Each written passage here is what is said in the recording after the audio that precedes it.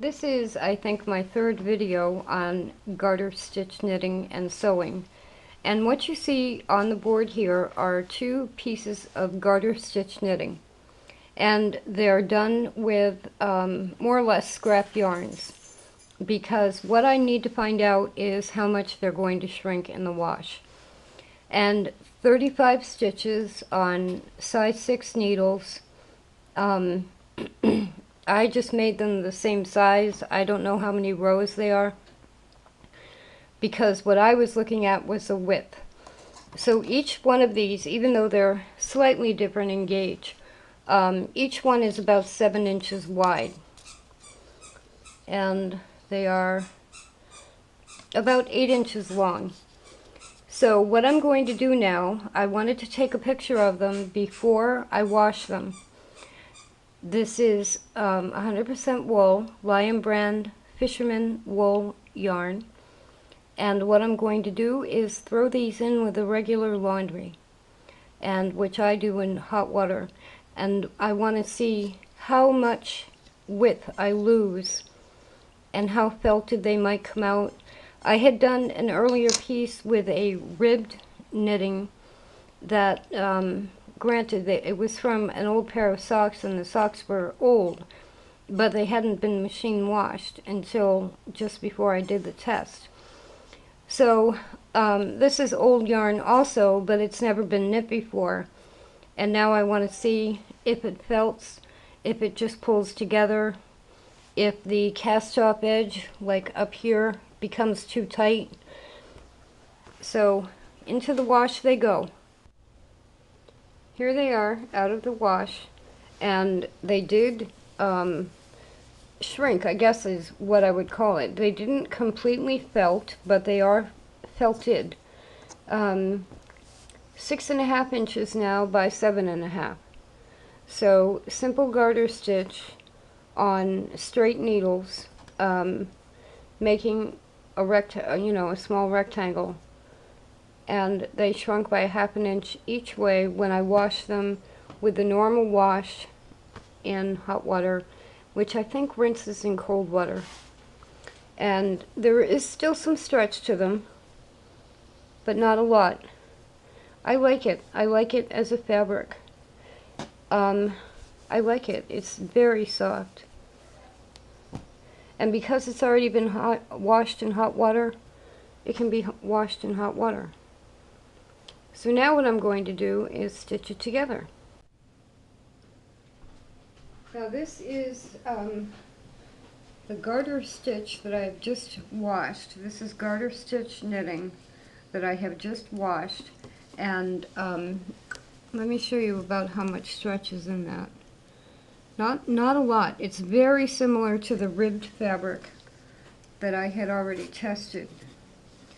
But the reason this is different is because I want to be able to just garter stitch knit whenever I want, and then when I get a strip to a certain length, stop, wash it, and be able to sew it to the next strip, the previous strip. Now I'm going to be curious to see if this moves around after it's been washed, as the ribbed fabric was moving around more than the acrylic fabric. Now there is a knot here, so I don't know if that's going to cause a problem. There's a knot on one side. And I have the machine set at 8 stitches per inch. The widest zigzag center needle, and the tension at 2, and I'm using the Singer model 237 from Michigan.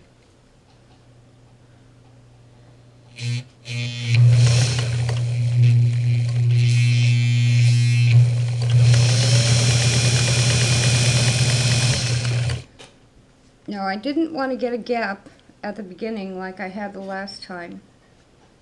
So I'm not really overlapping the fabric, but I'm pushing it together.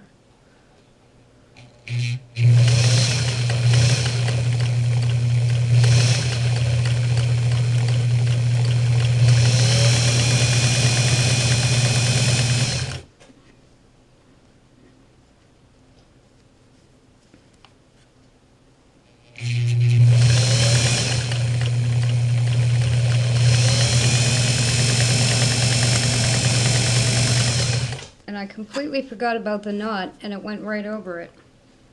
So that's good.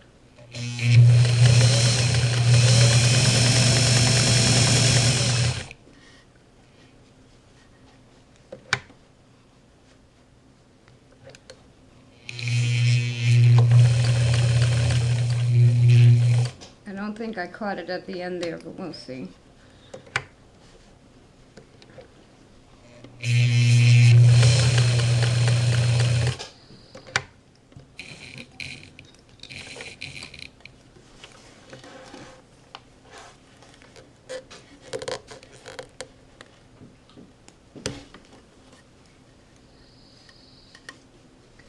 Very much like the ribbed fabric.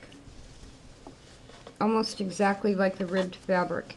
And I'm sure that this will just finger press down the puckering that is there.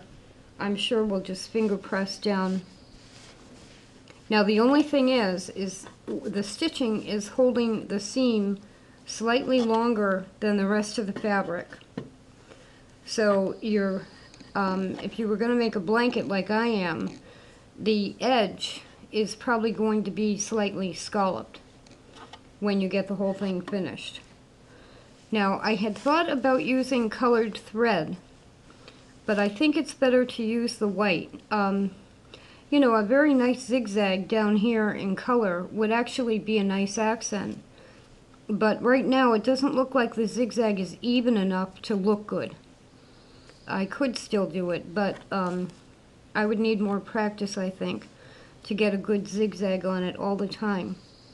So for now it's the beige, and that's the garter stitch fabric. Not at all what my mother would be doing with any kind of fisherman wool, but it really makes a soft, yet, you know, it's still a flexible fabric. It's not felted into a flat, you know, like mass. There still is some stretch to it. So that's part 3 of garter stitch and sewing. Sorry, I wanted to add here, see the scalloping that I mean? Because now I started sewing at that end and it pushes it down, and so you're going to end up with this in between the strips. But what I can do, let's say that I sew 6 strips like this together, that are almost twin size when it's all done. I could come along and cut that right off and put a blanket binding on it, and it would be a nice hand knit blanket. Now this is still damp and it's a little bit more noticeable than when it's dry. The other piece in the ribbed knitting has completely dried and you can't even see the stitching. So I think it's a worthwhile project, especially if you prefer to knit instead of quilting or weaving. It's, I think, an easy way to put garter knit strips together to make a blanket, and especially if you're going to put a binding around it at the end.